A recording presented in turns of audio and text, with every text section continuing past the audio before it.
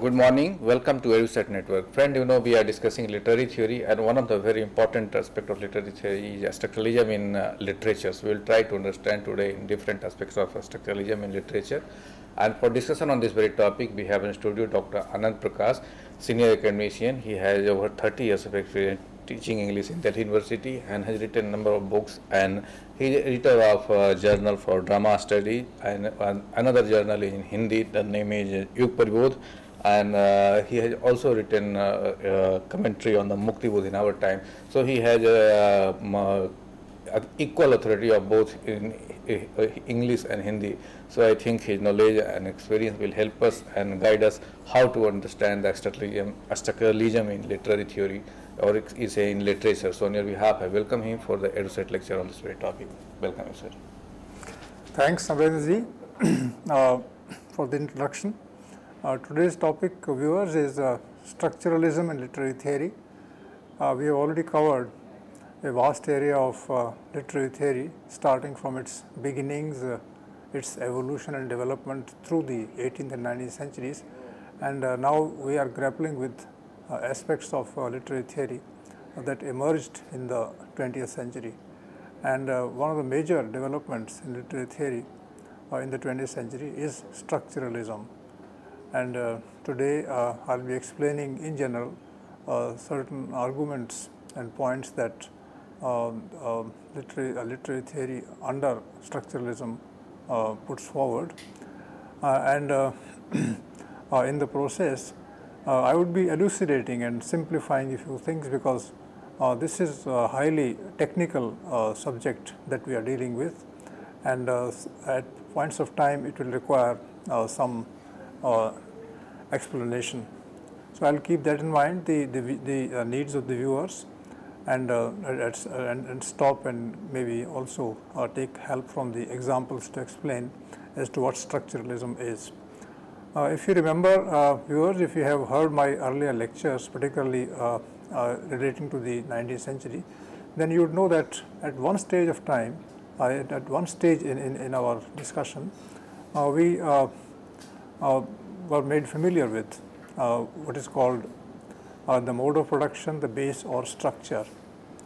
And structure, after that particular point in 19th century, became a very important term to discuss, to project certain ideas, and for this reason it was other people also picked up this term and started using with respect to different disciplines. So when one talks about structuralism in literary theory, then one's mind goes back to certain structures that exist in society and in culture, and one wonders whether certain kinds of structures also would be operating in the domain of literary theory and literature in particular. So I start by saying in general that so far as structuralism is concerned, it is modeled on language. The way language is organized, the way language is used by people to communicate their intent to others, the way the writer or the speaker uses language to formulate one's opinion, all these aspects are there, and they follow certain principles. And since times immemorial, people have been talking about the role and function of language, and till the 19th century, the language was understood generally through time. That yesterday a particular word was used, and today that word became this, or the new word was replacing the old word, and things like that. So when one went over the evolution of language through time, then one was close to the explanations that occurred before the 20th century.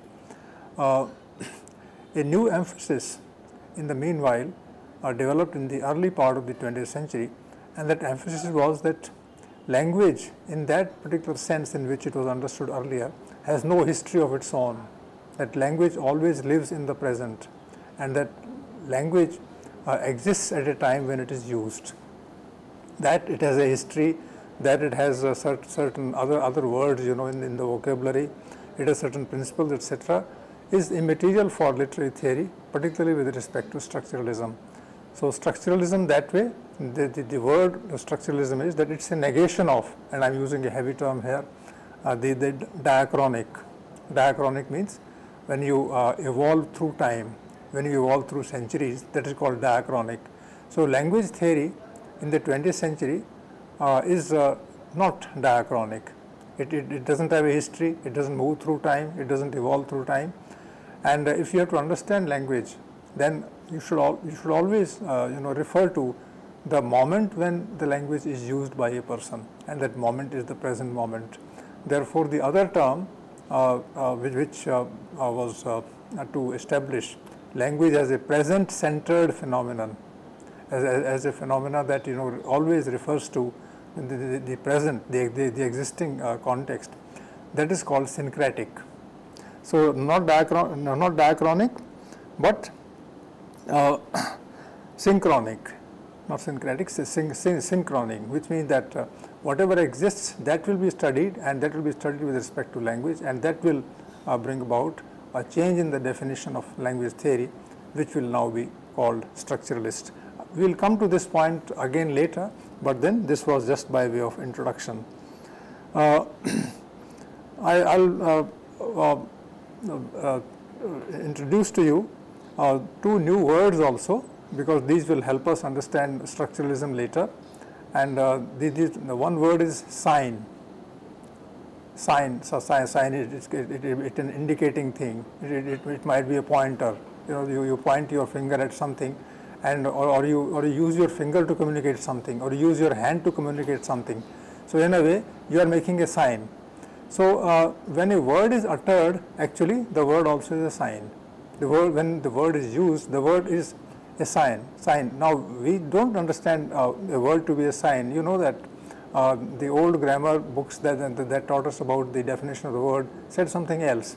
But in the 20th century, a word is only supposed to be a kind of sounds, and that sound, indicates a sign. It is pointing a finger at something or towards something. It is making some kind of an action, and that action has to be made sense of, has to be understood by the listener, and that understanding is totally different from maybe the understanding of another person through language, and that is where the problem occurs. So there is no fixed meaning of a word.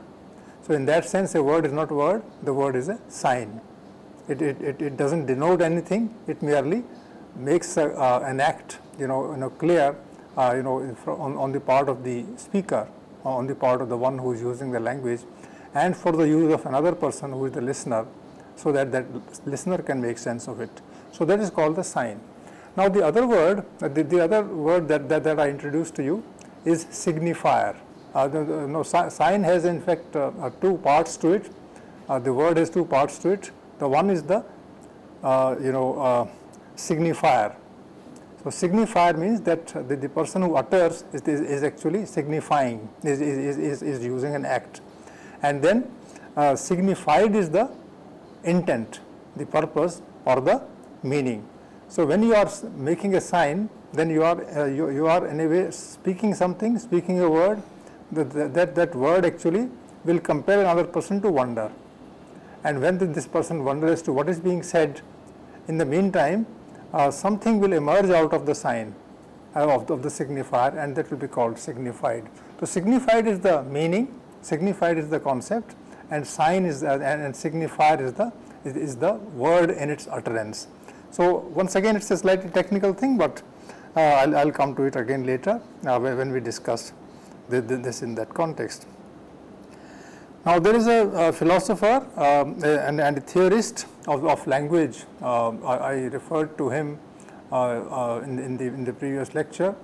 His name is Ferdinand de Saussure, and this person was the one who in a way started using these terms extensively in place of others that were used earlier. And Saussure, for instance, said this, that he emphasized this aspect, that the relation between the signifier and the signified is arbitrary. What does it mean? we always think that a table is a table, but this person so sure will say, no, a table is not a table. A table is a word, and a table is a sound, and this sound has no connection with the table that we know. There is a pointer towards the table later. People try to guess, that this word table, which is uttered by a person, may be referring to this one. So in a way, the table is a word, the table is a signifier, and it is referring to another word which is called the table. And these two words together, they will join, and then the reader will understand, or the listener will understand, that perhaps this thing made of wood or iron, and this solid thing, perhaps this is being referred to, and therefore the meaning will be created with the help of the communication between one person and another. So it's a very fascinating thing also, that nothing is anything, it's only a word. That the whole thing can be reduced to a word, and this word will explain to you as to what that thing is. So this is the structuralist theory to begin with, and these are the words that we have to make ourselves familiar with. So the point I am making is that there is no relation between a word and a thing. The relationship is always between a word and its meaning.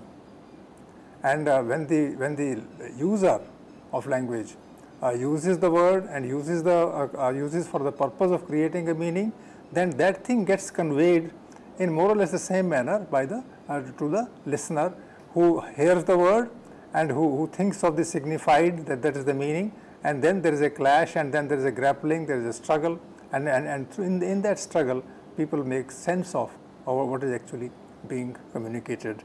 So you have to keep in mind that in fact, all dictionaries would be only partially correct, because they always say the word denotes this thing, but the word doesn't denote anything. The word only denotes a meaning of what it says. So signifier denotes the signified alone, the concept or the meaning, but nothing else. What does it mean in the general terms? It only means that a language is a system of signs. It's a system,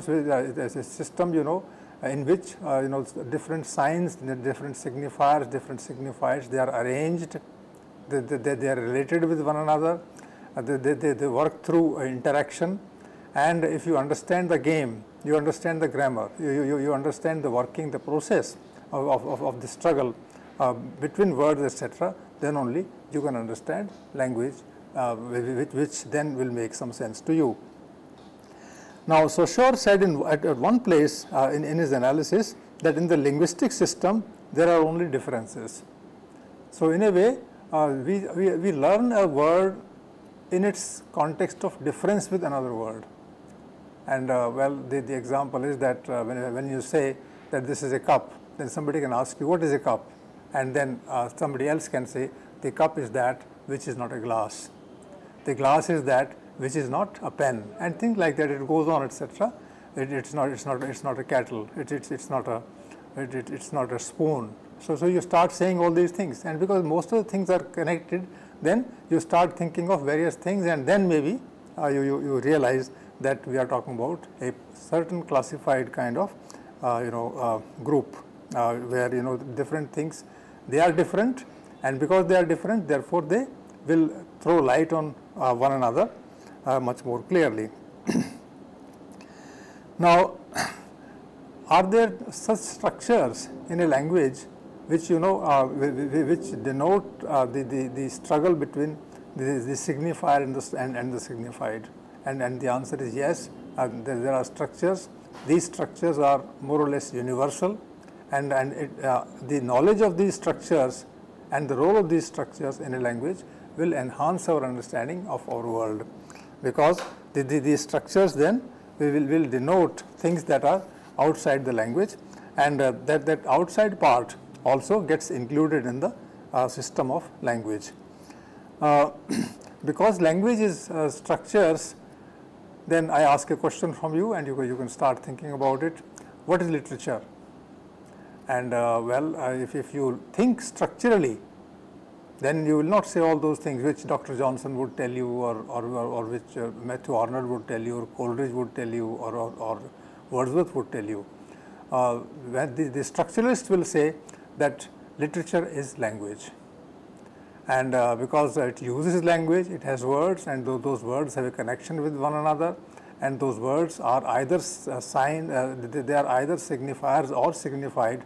Therefore, you relate the signifier with the signified, and you draw up a plan, you draw up a pattern, and in that pattern you get knowledge of the system itself, and that system corresponds to the system that operates also in literature. So, in a way, literature is language in a certain pattern with certain words, and which means that literature is not outside the book. Literature is not outside the pages. Literature actually is a thing that is inside the pages.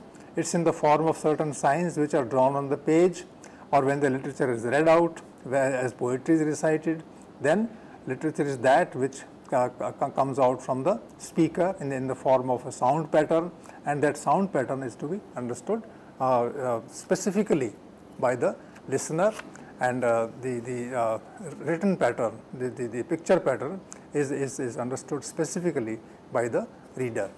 So, this is what theory is, and here your wishes won't work. There is a system which exists in language, and the system will determine as to what the meaning is. You will of course decipher the meaning yourself, but you will not allow your biases to work in, because all the time you know that there are certain principles, there are certain rules that operate in language, and these rules cannot be controlled by the processes of human effort. Then there are two more words which I would like to explain now. The first word is lang, that L-A-N-G-U-E. It's a word, and this word means that it's a kind of a language. It has certain conventions. It's a speech. Lang is a kind of a speech, and this speech works under certain principles, certain rules.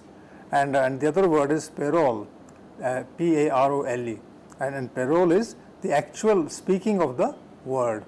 So, in the first place, language is closer to lang is closer to language, which is different words, but these words are already there. But when somebody speaks those words, language is already there. That is lang. But the words in the language, the signs in the language, the signifiers in the language, when they are spoken, they become parole. So, when I speak a word, then of course I straight away take a word from somewhere, from convention, from somebody else. I heard this word maybe a few days ago, and now I am using it today. So, when I am using that word today, then what I am doing is I am using that word in order to express something today itself. So, in a way, in the spoken word, the language, the word gets a kind of a immediate shape, a shape that is solid. So, when I say something today to my friend, then that is where the language becomes a part of me at the present time. So, initially there is a general language which is available for the speaker, and there is a specific language that the speaker speaks. So, the first general language is called the lang, and the specific language that the reader uses is called the language calls the parole. Now, because there is an available language and there is a used language, these two languages actually these two systems are then used by the speaker to communicate something to the third person, and that is called articulation. I have available language, I know many words, I pick up a few words from there, I use them in my sentence, and then I am making a new meaning. And what is the process through which I pick up these words? These words are available to me in plenty. I pick up some, which means that I am rejecting others. And when I am picking up these words, then I am in a way constructing a meaning of my own according to my requirements, and maybe according to the requirements of the listeners also later, or we will come to that later. But then these two concepts are very important. The first concept is the general concept, the raw material of language, and the second is the finished product, where the language is used into parole, that is the word is uttered, and that sound which is uttered, which is conveyed to the listener, that sound is meaningful. That sound is the sound of the signified. So the signifier and the signified, through use of general language which is spoken and made specific, through that communication is established. So what is communication? Communication is a very complex process. You know that when somebody communicates to you, then there are lots of things that are happening in the mind of a person. It's simply not that the person has spoken out. That's not true, because processing of the language, processing of certain words, processing of one's intentions, processing of wishes and desires, what is to be said and what is not to be said, all this goes on all the time in the mind of the speaker or the writer, and this processing actually is done because there are certain principles at work, certain rules are observed, and those rules control us, and through that control something new is created. So this is called structuralism. There are rules, there are certain principles, there are certain laws of language, and these laws cannot be flouted, they cannot be controlled. You have to accept them, you have to understand them, and you have to use them. So these rules, etc., these are the structures of a language, and the language always works through patterns, through groups, through classifications, through a whole system of signs and signifiers, etc. Therefore, all this will be requiring a structuralist method to understand the phenomena of life that expresses itself through words. Why do I feel, I ask this question from myself, and I also put this question to you, why do I feel that the whole thing that I am talking about is rather heavy, whereas literature is always supposed to afford pleasure, it is supposed to make us laugh, supposed to give us pain, supposed to compel us to think about certain things. When such a thing is there, when literature is so interesting, how come that this discussion about language becomes so very heavy, and so much of information is required, so much of effort is required to understand literature? This is the question I am posing, and I suppose that all of us will be thinking about this question as to why the discussion about language is so very difficult, and literature, how is it that literature is called a language, and that then it's an effort to understand literature. Now my answer to this question is that it's a new development, as I said, the development of talking about literature in the 20th century, and this development has a background to which I referred in the previous lecture, and that background is that literature in the 20th century is supposed to be taught in the classroom, is supposed to be studied in the laboratory, is to be studied by an expert. Language, literature will not be understood without the help of a teacher, without the help of a scholar. The scholar will tell the reader as to what literature means, and because this thing has been assumed in the 20th century to be true, therefore the structuralist method actually is a method that is a manifestation of hard effort by the scholars to make sense of literature. So literature now is a subject of study, language is a subject of study, and literature itself is called language because literature is there in the form of a book, in the form of a script, and that the script follows certain principles and rules, and you should understand those principles and rules. Then only you will be able to create a meaning of your own with the help of speech or with the help of some other things, etc., explanations, and then structuralist method will help us to get the correct meaning, the correct signified of the literary work. So this is the reason why literature has become such a different kind of reading of literature has become such a different kind of activity in today's time, is because now literature is discussed and debated by experts and scholars in the 20th century, and that there has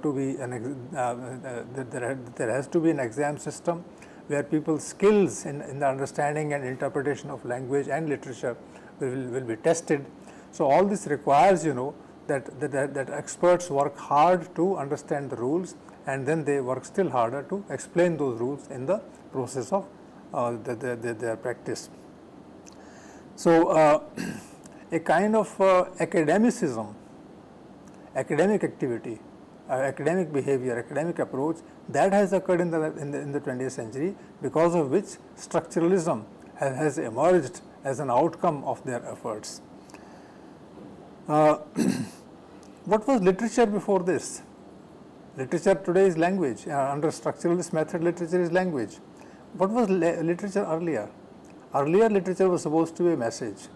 Literature was supposed to be an interpretation of reality. Literature was supposed to be a call for action, a call for rejecting a few things, and a call for understanding and supporting a few other things. Still before that, literature was a matter of enjoyment. So far literature has had to serve a purpose. In the 20th century, literature doesn't serve any purpose. In the classroom, you are supposed to study it. So if one has to use the word purpose, then the purpose of literature is that it should be studied, and that is all. So that particular approach, which thought of literature as being the part and parcel of human life, social life, that people kept their books at home, they read them together, they got enjoyment out of them, they debated those things as to what the writer said, why the writer said so, he might have said something different, what made the writer, what compelled the writer to write in a certain manner. These were the questions that were posed in the till the 19th century. Now the question posed is, how is it that literature is able to construct this kind of a meaning with the help of the language system that it uses. So the first point that I make with respect to structuralism is that it's an academic exercise. It's outcome of an academic exercise. And then if I say this, then the academic exercise is geared towards reacting to the available discussions of literature. Available discussions are that literature serves a purpose, and now the new method, it reacts to that and says, no, that's not the way to understand literature. Literature doesn't serve any purpose. Literature only is there in the classroom to be studied, as language is there for the scholar to be studied in itself. There are certain key words of structuralism that I'll take up one by one and explain to you, because these will set it apart from what structuralism establishes as an alternative truth to the one that existed till now. One key word, as I said, is the structure itself. So there is something which has been structured, which has been made. So there is a structure. It will remain there. It might be a fixed thing, or it might be a floating thing. But then, in the floating sense also, the structure will remain in that particular state. So the key word is structure itself. Structure means that somebody has created it, and that somebody is the ordinary individual or any individual who uses it. It is this person who who structures the language and who follows certain rules while doing so. So there are rules of the structure, and there is a structure. So the word structure is the key word of this. The other word is construction. You have the raw material in your hand. You have certain motive also in your mind, and the raw material has to be molded according to the motive that is there in the mind, and after some struggle, the thing will be constructed. So it's an act. Language or literature is an act of construction, and then construction of what? Construction of that which is there in the mind in the form of motive or whatever else. So the first word was, I'll give you the alternative words later, but then at the moment let's look at these words in their specificity. The second word is construction. The third word is production. That literature is produced, that language is produced, and I told you that language is available, but when it is parole, when one speaks it, then one produces a sound system, and through that sound system a new signifier is produced. So in a way, language is produced. The same way, when the writer takes up certain words and uses them in a sentence, and then uses other sentence to join with them, and a whole book is created, a whole book is produced, then it means that literature is a subject of production. So like a producer produces some other things, the carpenter produces a chair, the peasant produces crops, etc., with the help of certain other things. The same way a writer produces literature. So the word, technical word for structuralism would be that literature is a production. Then so far criticism and available theory of the earlier period, they always explained the meaning and the motive, and now the meaning is not explained and the motive is not explained under structuralism.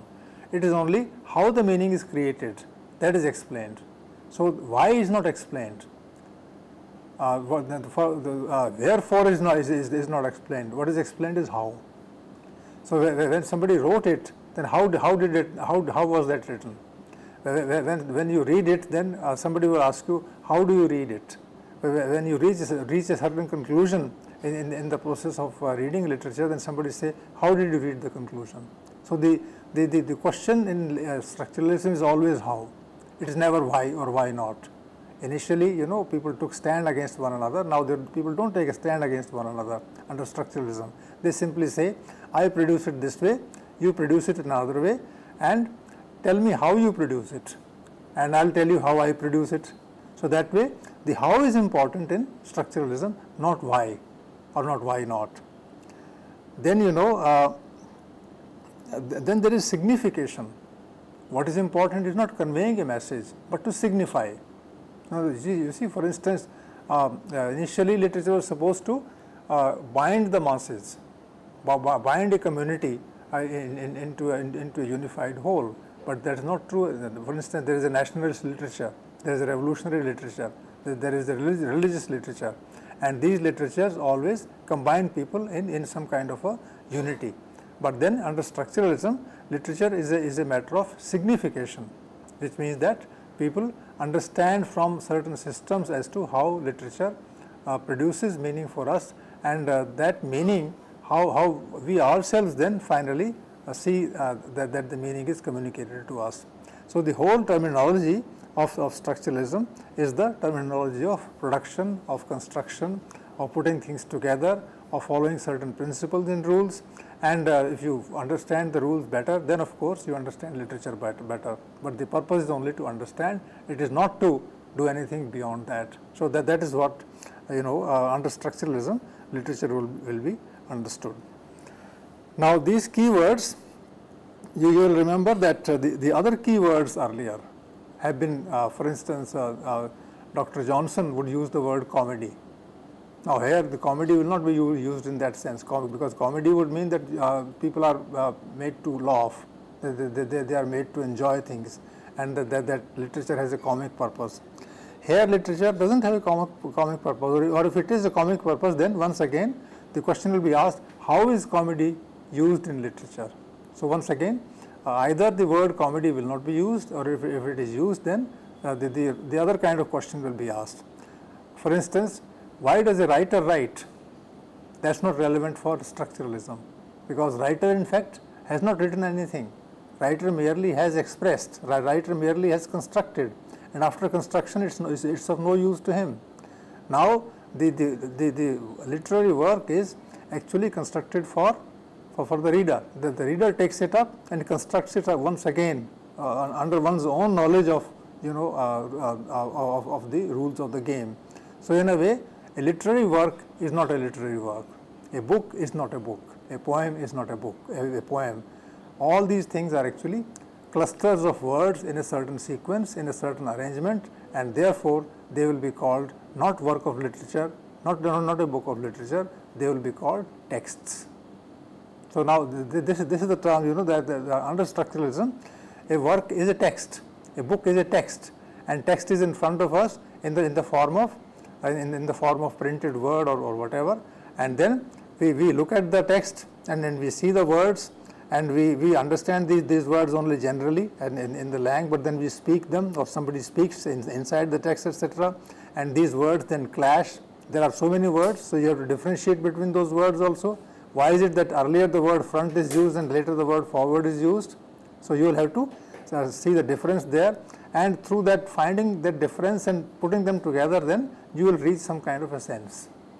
That is what structuralism is. Structuralism is not that somebody is saying something. Structuralism is that which is actually communicated, which is actually constructed with the combination of words. So, I am not that way trying to confuse you, I am not trying to confuse myself, but I am saying that when the reader reads literature, then the reader makes sense of it as an individual.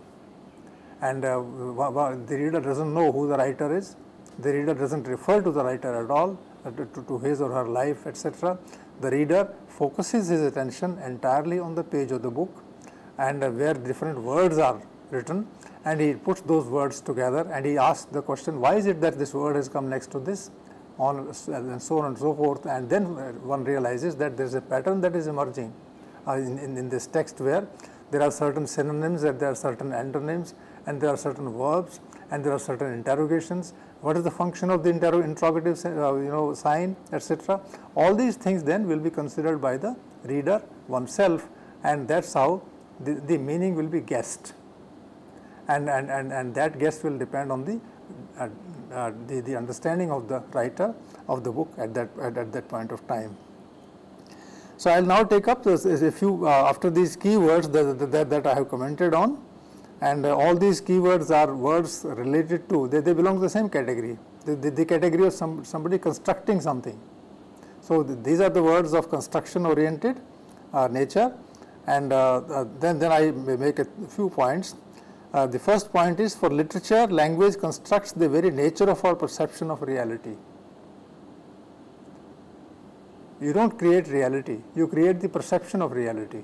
Perception means I understand, I see, I use my eyes and other senses to understand things, and I look at a scene, and then I create it, I construct it just as I see it. So, the way I see the reality around me, that very way I will be put it through words, and because words are not that reality, therefore I will struggle. I will find words which somehow relate with the activity that I have seen. Those words may be exact words, those words may be not exactly the same, but they will be approximately the same.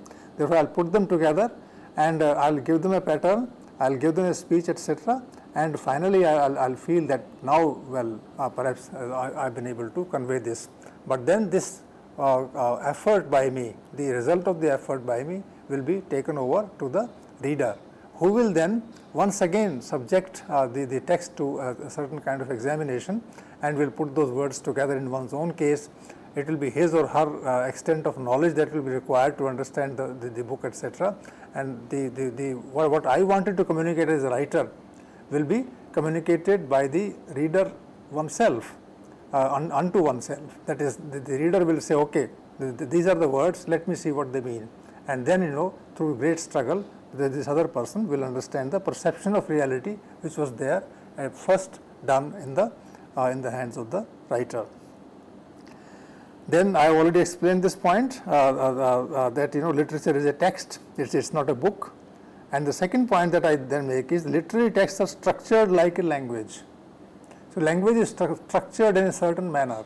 All of us know this. You know that in a sentence, in most of the languages, a sentence starts with a subject. It always happens.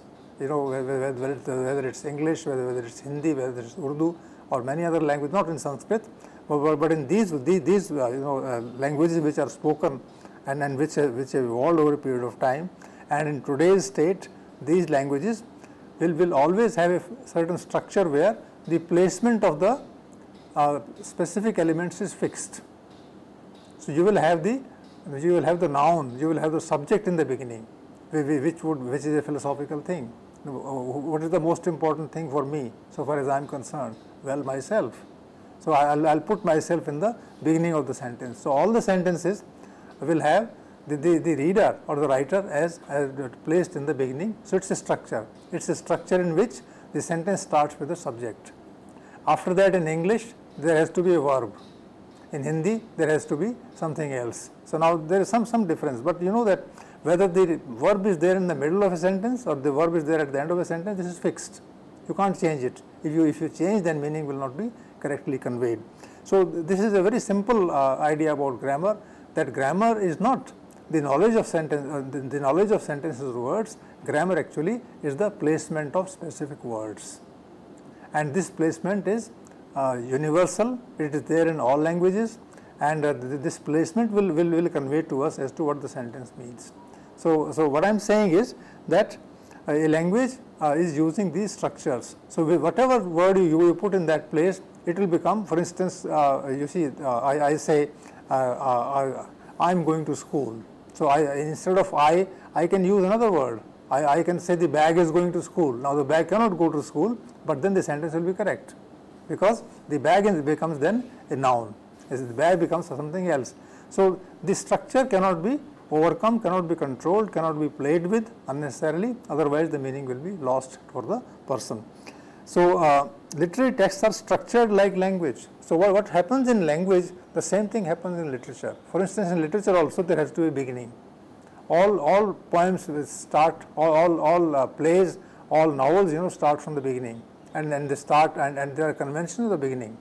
If you go to different, if you go to 100 texts, in literature, you will know that there is a certain point at which things begin, and then they start moving. So first they are given, and then they start moving, and they take a certain direction. So barring a few exceptions here and there, you will find that most of the time direction is fixed.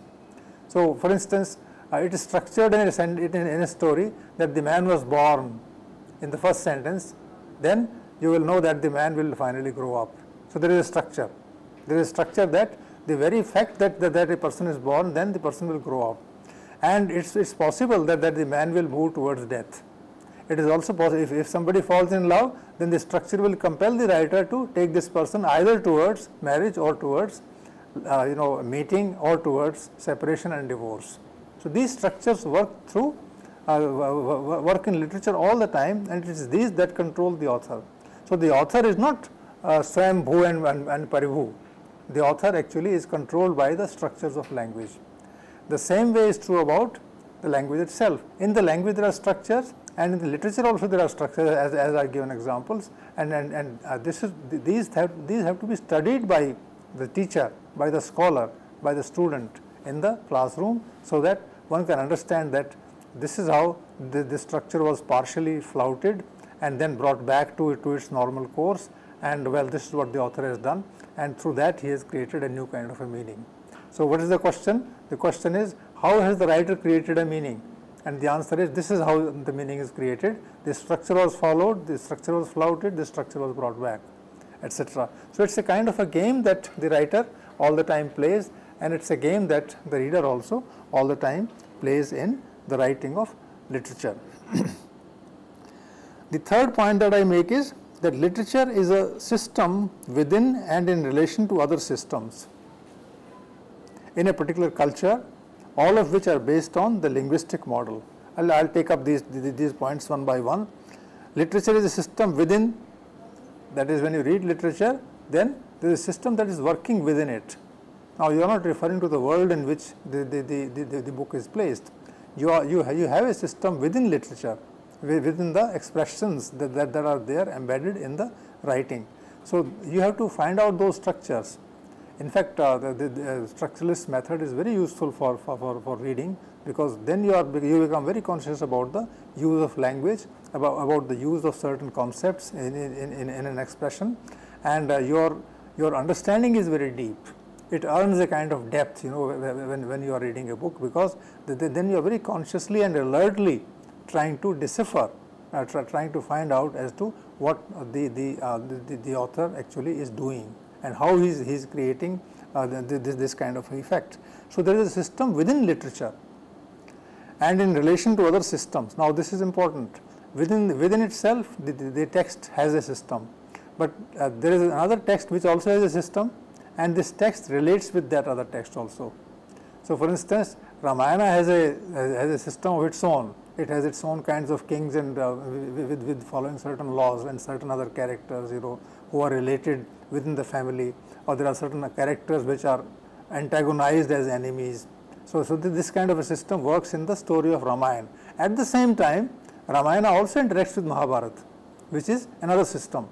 So which means that literature has a system within itself, and literature has a system outside itself with respect to the books that operate there. For instance, there is Gita, and there might be a book, a holy book from another place. So when you are reading the Gita, you are following the system within the Gita. But then there are other holy books also available in a country. So there, those systems operate, and maybe the holy book in one language, the holy book in one country has to contend with the holy book in another language. And both of them are having their own structures and their own internal worlds. They have to be seen in their relation with each other. So, if there are 1,000 books or 1,000,000 books, of which one book is there emerging as a new book, then that book has to relate with the other books. So, in a way, unless you know the structure of this book and the structure of other books and the relation between the two structures, you cannot really make sense of literature in a proper sense. So, literature has a system within, literature has a system with respect to other systems, and finally, there is a system which is outside literature, which is the system of culture. Because literature is language, but then culture also is expressed through language in certain ways, and culture also has its structures, and literature has to contend with other cultures. So there is a society in which there are languages. There is a society in which there are literatures. There is also a society in which there are cultures. And all these three layers of structures, the cultural structure, the linguistic structure, and the literary structure, all of them relate with one another, they clash with one another, and they help the writer to understand the intricacy of expression, intricacy of formulation, intricacy of what what structuralism called signification. So, if you have to signify properly, if you have to formulate properly, if you have to construct things properly, then you have to take cognizance of the language system as literature, and the language system as manifested in culture. So, there are three layers, and all these three layers have to be working in unison all the time. Then I have explained this point, but I will repeat. Structuralism seeks the processes of meaning production. So, without generally the question that is being raised these days in literature studies is the question of how the meaning was finally produced.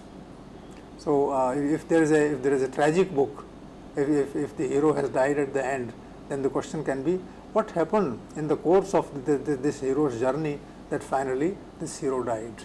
So, what happened actually was the play of the hero with the structures.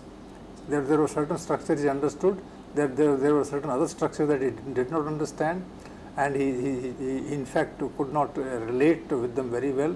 He could not preserve himself against them, and therefore he got destroyed. So, and the meaning of pain was then created at the end. So, in order to understand the meaning of pain, which was produced by the writer, and through the interplay of structures, that's one way of interpreting a particular literary work. So, once again, the question is of how the meaning was created, and then because you're asking how the meaning was created, then you have to go into the interplay of structures to explain this. So, I repeat, the text is seen at three levels: as a system in itself, and that is grammar. The grammar does not take you outside. The grammar generally takes you inside the logic of the sentence itself, inside the logic of the language itself, and the text has its own rules and principles that govern it inside itself, and you can call them its grammar. It's a kind of a parallel to what happens in language. Where is grammar in language? If somebody asks this question, then it's very difficult to answer. It's a system. Grammar is a systematic idea of a language. That's how we say. But that system is important. Can I generally see the working of a system in a language? If I can, then I know its grammar. And if I understand the system of a language, then another question can be, can I understand the system of literature? If I understand the system of literature, then that system is its grammar. So, as in language, so in literature, there are these parallels of grammar. Grammar means a set of rules. The second part is the element within the literary system as a whole and the generic context of a text. So you already know that when you are writing a poem, then you will be comparing that poem with other poems. So which means there is already a large number of poems written earlier by people in their own time, and writing of the poems in those times for those writers meant that they were using the system of signifiers and signifieds, and they were at that point of time creating a meaning of themselves, and that meaning has been left for us to study today, and those things are a part of our convention. Now when I am writing a poem today, then I am supposed to relate that poem with the poems already written earlier in different places and different times. So it has to relate with that.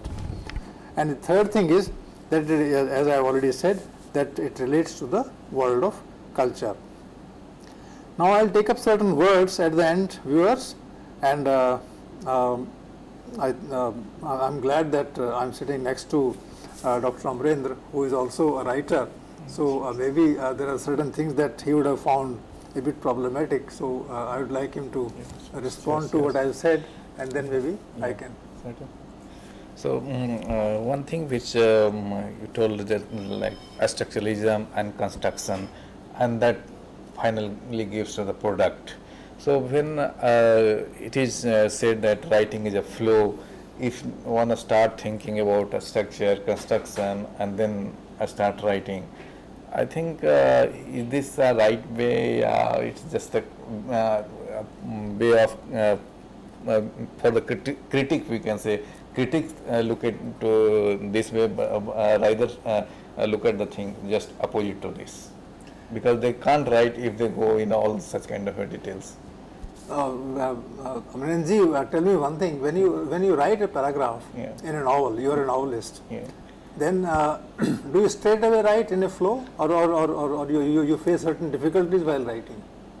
Flow that guides. And sometimes the flow is broken also? Yes, sometimes that's broken. What is it that makes the flow break at that point of time? There must be some difficulties. Yes, some difficulty or logic which is not coming after that. Precisely. Precisely, yeah. It is this logic which I am talking about. Okay. It is this logic which is there in the structure of a language. Okay. Sometimes you are fighting with words, you don't know the exact word that is there, so therefore you look up in the dictionary, or you just wait for some time, then the word occurs, then you are very happy, you say, oh yeah, I got the word. And then you write, then you get into the flow. But that flow also has been ensured by a very hard effort, a hard struggle that has gone on in your mind. Maybe there was a preparatory phase. Maybe for 2 days before writing that thing, you're grappling with your own mind. So that thing which is happening in your mind before you write and in the course of writing, it is that which is understood by structuralism. Okay, so whether it is conscious or unconscious, all that will fall into the the category of construction. And language is ingrained in us. Okay. Language is not in our hands. Language is there in our minds, and that struggle occurs at the level of language. So in a way, the grammar of language, the rules and principles of language, it is these that get transferred to the rules and principles of literature. Because literature, I'm saying something which most of the viewers would not initially agree with. Literature, according to structuralism, is language. Okay. It's a language in a sequence. It's a language with a beginning, a middle, and an end. It's a language with certain episodes, and those episodes also are produced in language. So language is the act. When you speak, then you speak literature. You speak language and you speak literature. Okay. So that is the kind of thing. When we compare this theory with sociological theory, structuralism, functionalism, that goes together. So how will you react on this? Well, functionalism will take it to the third party, to the party for which the function is happening actually. The reader, for instance. So structuralism says that actually the reader also is the writer. As you know, I grapple with my ideas. Inside the text, this person is grappling with his ideas inside the text in front of him. So once I have written the text, that text belongs to the public at large. So the reader takes hold of the text, faces it, finds that there are certain words which are occurring in a sequence, and they might mean this thing, but there are new words which are not occurring in that sequence. Therefore, he tries to assess the relevance of certain words in preference to others, etc. And in that struggle, this person is reaching his own signified. So far as structuralism is concerned, the writer is not the writer of the text. Okay. The reader also is the writer of the text. Right. The last question I would like to ask you, this theory, a structural theory, how this structural theory will explain to the classic? To the? Classic. To the classic. Yeah. You see, classics written are actually classics. There are two kinds of classics. One classics which are finished products. Where you know that this is how the classic was written. But there are certain folk tales which finally became a classic. Or maybe it took 1,000 years for a classic to finally get the form of words. Earlier they were in the oral tradition, etc. Right. So they were not there. When they have been established as classics, then also they are open to interpretation by the new set of readers, because the classic is revisited again and again by new generations. Right. So in fact there are lots of adaptations of the classics. The classics initially did not contain all those meanings in it, which later on it came to be associated with it. So now you have lots of classics turned into serials. Right. And these serials may not be able to do justice to the basic emotion that existed therein. But then, because the new reader knows the structures of language, and in the meantime the language structures have have become slightly different in their overall shape. Therefore, and there are new circumstances, etc. Therefore, the classics now have to make sense to the people of a new generation. Okay. So that kind of a give and take exists, and structuralism is able to answer this, because there is a new culture, and there are new emphases today of the people, and they would like to transfer the original meaning of the classic to the newer kind of atmosphere. Okay. So that's how the meaning will be conveyed. Fine. Now we'll have your remarks and the final comment which you like. Well, I'll then sum up by saying I'm a critic of this structuralism, and I believe that as Milton, way back said, poetry is the precious lifeblood of a master spirit. Yeah. He defined literature like that. Okay. That there is a master spirit called the poet. It is that person's precious lifeblood. Now that definition goes for a toss. So far as structuralism is concerned. Okay. For structuralism, all poems are merely clusters of words. So it is good for the philosopher, for the expert to explain in the class this way. But then there will be lots of difficulties, and it is because of these difficulties that maybe tomorrow I'll extend it further, the discussion in the next lecture, but then I have to give another lecture maybe next month where I will talk about post-structuralism. Oh. Because structuralism fails in certain respects, and unless it takes note of problems and questions that confront us in a new way, we really can't be talking usefully about literature. Okay. So I have this too. Okay. So, well friends, with this we conclude the lecture. I thank all of you for watching the lecture, and on behalf I thank Dr. Anand Prakash for giving such an insightful lecture on this great topic. Thank you very much.